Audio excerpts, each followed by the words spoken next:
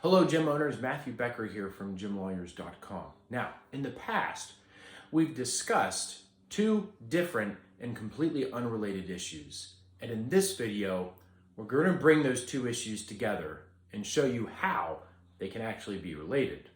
Those two issues are commercial leases and insurance and what the commercial lease requires, as well as whether or not a staff member is considered an employee or an independent contractor. Seem like two completely separate issues, but here's the problem that we recently ran into when we were looking at commercial leases. Go to your commercial lease, pull it out, look at it, and see if there's a provision in there that requires you to maintain insurance. We can almost guarantee there is. Some landlords like to put a section in there that requires the tenant to maintain workers' comp insurance. And this is where it can get quite dicey.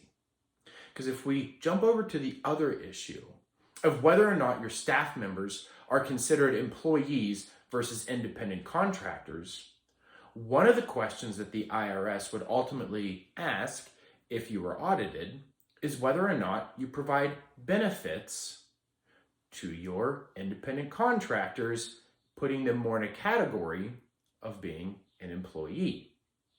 Benefits are insurance benefits, workers' comp claims, workers' comp benefits, unemployment benefits, medical insurance. All of these benefits are going to move that independent contractor staff member over into an employee staff member.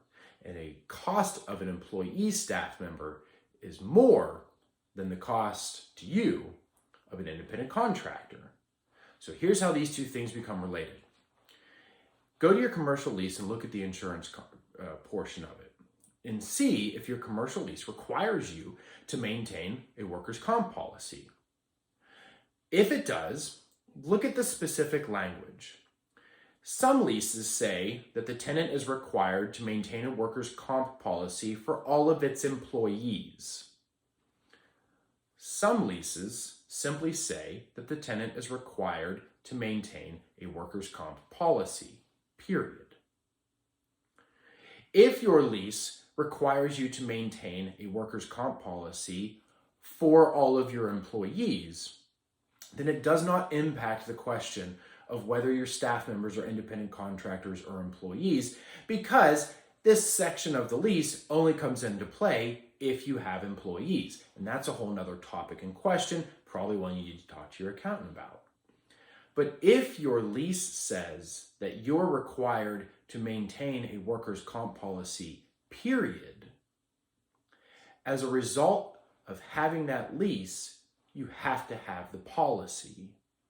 And if you have to have the policy and you have to provide that to your staff, you're gonna have a real hard time now arguing that those independent contractors are independent contractors and don't get the benefits of the workers' comp policy benefit, therefore moving them over into the employee range and costing you more money.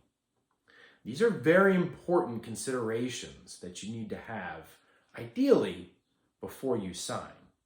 But even if you're an established gym owner and you've already signed, these are things that you want to have reviewed to make sure that you are in full compliance with your lease, to make sure that you don't walk into a problem down the road. And we can help with that too. If you have any questions at all, reach out to us at gymlawyers.com.